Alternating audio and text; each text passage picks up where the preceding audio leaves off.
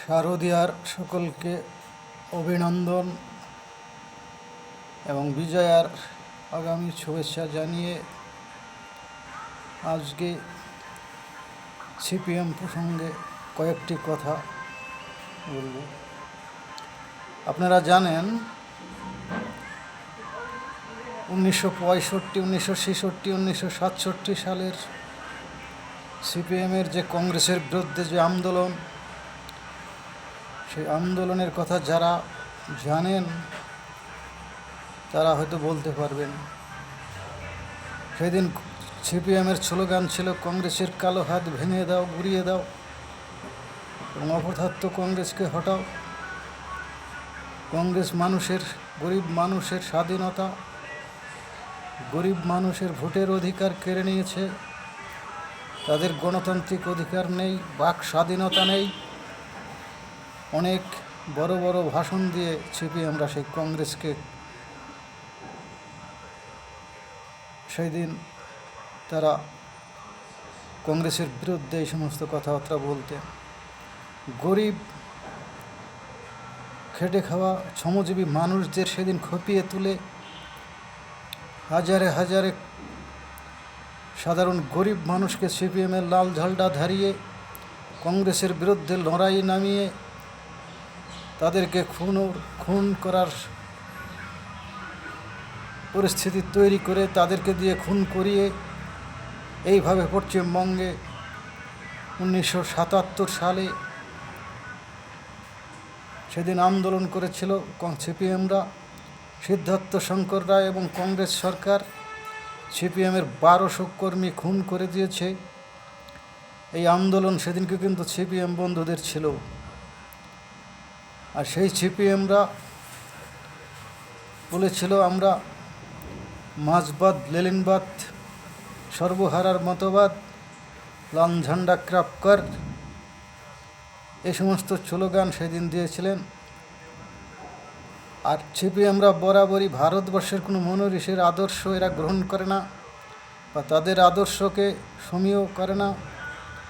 তারা কোথায় Karl Marx, কোথায় লেনিন, কোথায় কমিউনিস্ট শাসনের প্রেসিডেন্ট তার নাম উল্লেখ করে তার আদর্শকে সামনে ধরে এরা আবার বলে আমরা ভারতীয় মার্ক্সবাদ কমিউনিস্ট পার্টি। ভারতে কোনোদিন মার্ক্সবাদ কমিউনিস্ট পার্টি হয়েছে বলে আমাদের জানা নেই। এরা বলে ভারতীয় মার্ক্সবাদ কমিউনিস্ট পার্টি। মার্ক্সবাদই যদি হয়তো, মার্ক্সবাদ তো বাইরের রাষ্ট্রের, সেটা ভারতীয় কি করে হয়? এরা বরাবরই ভারতবর্ষের বিরোধী একটি রাজনৈতিক দল এবং গরিব মানুষের সুযোগ নিয়ে তাদেরকে নকশালের খাতায় নাম লিখিয়ে তাদেরকে হাতে অস্ত্র দিয়ে বনে জঙ্গলে ঘুরে ফেলা, তাদের সংসারকে ধ্বংস করে তারা ওই সমস্ত কাজে লিপ্ত হয়, নকশালে পরিণত হয়। সেটা শুধু সিপিএম এবং কংগ্রেসদের কারণেই। এবং কিছু বুদ্ধিজীবী এবং কিছু যারা নিজের সমাজকে মনে করে আমি একজন প্রতিষ্ঠিত ব্যক্তি, সেই প্রতিষ্ঠিত ব্যক্তিরা ঠান্ডা করে বসে এই গরিব মানুষদের গণতান্ত্রিক অধিকার হরণ করার কথা বলে তাদের হাতে অস্ত্র তুলে দিয়ে তাদেরকে নকশাল তৈরি করেছিল এই সিপিএমরা। সেই সিপিএম আপনারা জানেন, নকশালবাড়ির কানু সেন্ডাল তিনি নিজে স্বীকার করেছিলেন আমরা হচ্ছে চরমপন্থী সিপিএম আর নরমপন্থী এক গ্রুপ। আমাদের এই দুটো গ্রুপ মিলিয়েই পশ্চিমবাংলায় ক্ষমতায় আসা হয়েছিল 1977 সালে। আর সেদিন বলেছিল কংগ্রেসের কালো হাত ভেঙে দাও। হাজারে হাজারে সিপিএম কর্মী লাল ঝান্ডা ধরে সেদিন কংগ্রেসের বিরুদ্ধে খুন হয়েছিলেন। আর সেই কংগ্রেস এবং সেই সিপিএম আজকে জোট বেঁধেছে। আজকে যারা ওই সময় মারা গেলেন তাদের আজকে তারা হাসছে। তারা নৈরাজ্য সিপিএম, বেহায়া সিপিএমের কথা বললে তারা হয়তো স্বর্গে কোথায় গিয়েছেন, যদি স্বর্গে থেকে দেখে থাকেন, জেনে থাকেন, তাহলে তারা সই করছেন কি নোংরামি রাজনীতি সিপিএমের নেতারা করছে। এবং কংগ্রেসরা একই পথে হেঁটে এখন কংগ্রেসরা সেই কংগ্রেস আজকে সারা ভারতবর্ষে জোট বেঁধেছে। শুধু কংগ্রেসের সঙ্গে সিপিএম জোট বাঁধেনি, জোট বেঁধেছে তৃণমূল কংগ্রেসের সঙ্গেও। এনডি জোটের সঙ্গে জোট বেঁধে রাষ্ট্রপতি নির্বাচনে একই জায়গায় ভোট করেছেন। এইটা হচ্ছে তৃণমূল কংগ্রেস সিপিএম এবং তৃণমূলের, আর পশ্চিমবাংলায় এসে বলে আমি তৃণমূলের বিপক্ষে। সিপিএমরা ভারতবর্ষের ক্ষতি করা ছাড়া ভালো কোনো দিনই করেনি, আর করতে পারবেও না। তাই সিপিএমরা সেদিন কী বলেছিল গরিব মানুষকে খেপিয়ে দিয়ে, নাঙ্গল যার জমি তার, জাল যার জল তার, নৌকা যার ঘাট তার, এই কথা সমস্ত চোরের। এবং শ্রমজীবী মানুষকে বলেছিল জমি তোমাদের, নাঙ্গল তোমাদের, জমি তোমাদের হবে, আমাদের বামফ্রন্টকে ভোট দিন। এই করে মানুষকে ঠকিয়ে ঠকিয়ে পশ্চিমবাংলায় 34টা বছর ক্ষমতায় ছিল। পশ্চিমবাংলায় 34টা বছরে পশ্চিমবাংলার যে ক্ষতি করে দিয়েছে, আরও কয়েকশো বছর পারিয়ে গেলেও সেই ক্ষতির জায়গাটাকে পূরণ করতে পারবে না। তারপরে এই হচ্ছে কংগ্রেস সিপিএমের জোট, তৃণমূল কংগ্রেসের সঙ্গে জোট। আমাদের 73 ব্লকে সেইখানেও কংগ্রেস আর সিপিএম মিলে জোট করে ব্লক চালাচ্ছে, এবং পঞ্চায়েত, কয়েকটা জায়গায় পঞ্চায়েতও চালাচ্ছে। এই হচ্ছে সিপিএম তৃণমূলের কম্বাইন। এই সিপিএম তৃণমূলের কম্বাইন বাহিনী পশ্চিমবাংলাটাকে ধ্বংস করে দিয়েছে।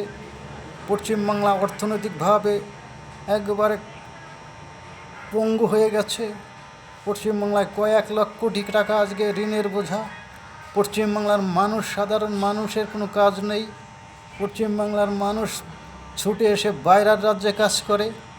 পশ্চিমবাংলার মানুষ, এমন কোনো রাজ্য নেই সেখানে পশ্চিমবাংলার মানুষ কাজের জন্য আসেনি। এই হচ্ছে পশ্চিমবাংলার পরিস্থিতি। তা পশ্চিমবাংলার পরিস্থিতিতে কেউ আবার মুসলিমকে বলে আমার দোয়া গাই, দুধের গরু, সেইভাবে তাদেরকে হুঁশিয়ারি দিয়ে বিজেপি আসলে তোমাদেরকে খতম করে দেবে, দেশ থেকে তাড়িয়ে দেবে, এই ভয় দেখিয়ে নির্বাচনে যেতে। কখনো কখনো আবার হিজাব পরে মন্দিরে গিয়ে মন্দির উদ্বোধন করে। কখনো আবার বলে বিজেপিকে যারা সমর্থন করবে, ইনশাআল্লাহ খুদা তাদেরকে ক্ষমা করবে না।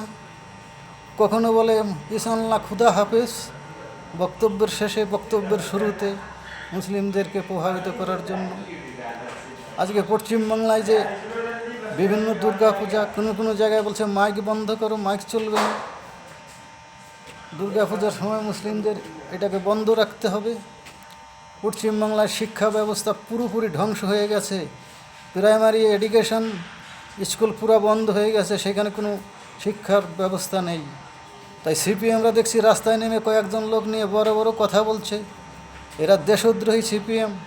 পাকিস্তানের বিরুদ্ধে যখন ভারতের সেনাবাহিনী আক্রমণ করলো, সিন্ধু নদীর জল বন্ধ করে দিল, তখনই সিপিএমরা কুমুরের কান্না শুরু করলেন রাস্তায় রাস্তায়, পাকিস্তানের মানুষ মরে যাবে, পাকিস্তানের মানুষকে বাঁচাও।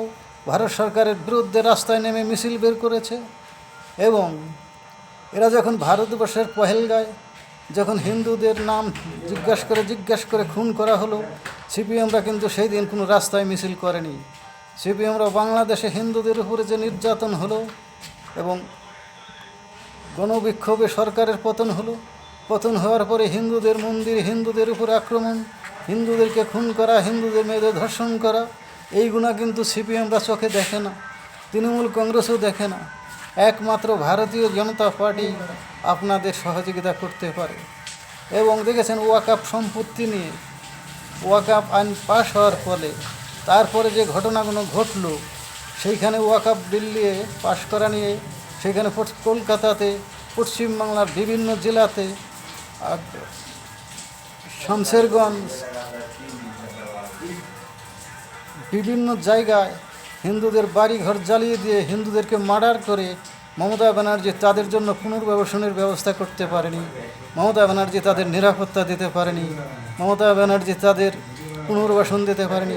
কোর্টের নির্দেশে সেখানে বিএসএফ নামিয়ে তাদেরকে নিরাপত্তা দেওয়ার ব্যবস্থা করা হয়েছে, আইনশৃঙ্খলার টিকিয়ে রাখার ব্যবস্থা করা হয়েছে। কিন্তু মমতা ব্যানার্জি তাদের পাশে গিয়ে দাঁড়ায়নি, তাদেরকে কিছু বলেনি। কোর্টের নির্দেশে তাদেরকে পুনর্বাসনের ব্যবস্থা করা হচ্ছে, কোর্টের নির্দেশে। কিন্তু মমতা ব্যানার্জি নীরব, অন্ধ ধৃতরাষ্ট্রের মতন, গান্ধারীর মতন রাজ্য চালাচ্ছে। অন্ধ ধৃতরাষ্ট্র এবং গান্ধারী, যে চোখে কাপড় বেঁধে গান্ধারী অন্যায়কে মেনে নিত এবং অন্যায় ভোগকে সহ্য করে নিত এবং মুখ চুপ করে থাকতো, মুখ খুলতো না। সেরকমই পশ্চিমবাংলার একজন মহিলা মুখ্যমন্ত্রী মমতা ব্যানার্জি আজকে অন্ধ, ধৃতরাষ্ট্র এবং গান্ধারীর মতন ভূমিকায় আছে। এবং সেই রাজ্য থেকে হিন্দুদের বাঁচাতে গেলে সনাতনী হিন্দুদের আর সিপিএমদের এই যে বিদেশ নীতি এবং ভারত বিরোধী কথাবার্তা, হিন্দু বিরোধী কথাবার্তা, এরকে রুখতে গেলে একমাত্র ভারতীয় জনতা পার্টি এবং সনাতনীদের রক্ষা করতে গেলে একমাত্র ভারতীয় জনতা পার্টি আপনাদের রক্ষা করতে পারবে। তাই সনাতনীদের বলবো, এদিক ওদিক না গিয়ে বিজেপিকে ভোট দেওয়ার জন্য আগামী 26 সালে, না হলে আপনারা টিকতে পারবেন না। বন্দে মাতরম, ভারত মাতা কি জয়, এই কথা বলে আমি আমার বক্তব্য শেষ করলাম।